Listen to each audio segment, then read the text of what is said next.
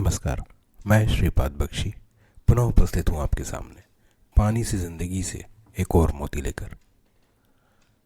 प्राकृतिक संरचना इतनी अद्भुत और सुंदर है, परंतु कई बार हमारे आसपास सब घट रहा होता है पर हमारा ध्यान नहीं जाता।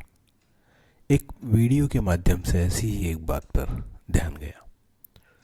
जब पेड़ बढ़ता है, मतलब बीज से पेड़ बनने की प्रक्रिया जब आरंभ होती है, तब बीज जमीन के अंदर अंधेरे में, आसपास गीले वातावरण में और जमीन के और अंदर अपने आप को स्थापित करने के लिए बहुत संघर्षरत रहता है। जमीन के अंदर जाने के लिए उसे भयंकर प्रतिरोध का सामना करना पड़ता है और उसे स्वयं अकेले ही इस संघर्ष से जूझते हुए आगे बढ़ना पड़ता है। इसी समय वह दूसरी तरफ भी बढ़ता है और जमीन को फाड़ कर ऊपर भी आता है, और यह भाग हम सभी को नजर आता है।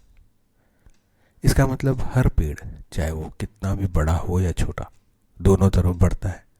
उसकी जड़ें जमीन में जितनी सक्षमता से अपनी जगह बनाती हैं, उसी अनुपात में जमीन से ऊपर वह पेड़ प्रगति करता है, छांव देता है, फल देता है।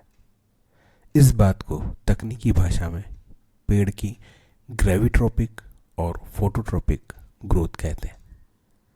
जमीन के अंदर ग्रेविटी की तरफ बढ़ता हुआ और जमीन के ऊपर प्रकाश में आकाश की ओर बढ़ता हुआ।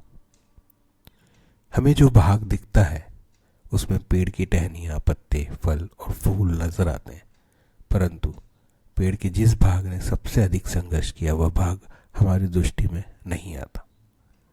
हालांकि पेड़ दोनों तरफ बढ़ रहा है, परंतु उसका अंधेरे में, गीले वातावरण में किया गया अंधे का संघर्ष बहुत अधिक है, और जमीन के ऊपर आने के बाद किया गया संघर्ष तुलनात्मक रूप से बहुत कम।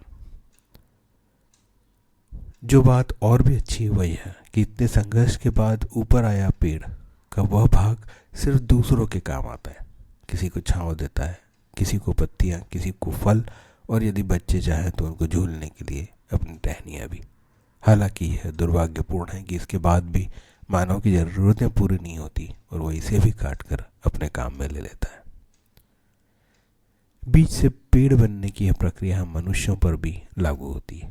प्रत्येक व्यक्ति अपने जीवन में एक समय उस स्थिति में होता है जिसमें पेड़ का बीज वो बना पड़ा रहता है। हर व्यक्ति एक समय संघर्षरत रहता है।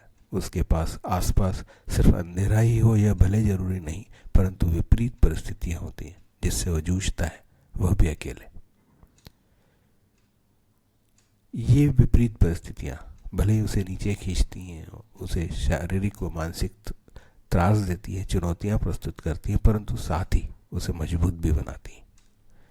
इतना सब होने के बाद पेड़ जैसे ही मनुष्य का वह हिस्सा भी समाज के सामने आता है जिसे सफलता कहते हैं। जब भी एक सफल व्यक्ति को दुनिया देखती है तो बहुत कम ही लोग इस बात को स्वीकार कर पाते हैं कि पेड़ जैसे ही इस व्यक्ति के ग्रेविट्रोपिक फेस में जब वह संघर्षरत था, इसमें कितने प्रयास किए होंगे, कितने पापड़ बेले होंगे। इस बिंदु पर वापस वृक्ष की ओर देखने और सीखने का मन होता है। हालांकि यह अपेक्षित नहीं है कि वृक्ष की भांति सफल व्यक्ति अपना सर्वत्र न्यौछावर कर दे, परंतु यह तो जरूर अपेक्षित है कि वो कुछ तो ऐसा जरूर करे जो उन लोगों को संबल दे सके जो आज संघर्षरत है। हर संघर्ष कर चुका व्यक्ति यह जानता है कि वह तब भी यह अपेक्षा रखता था कि कभी चमत्कार होगा।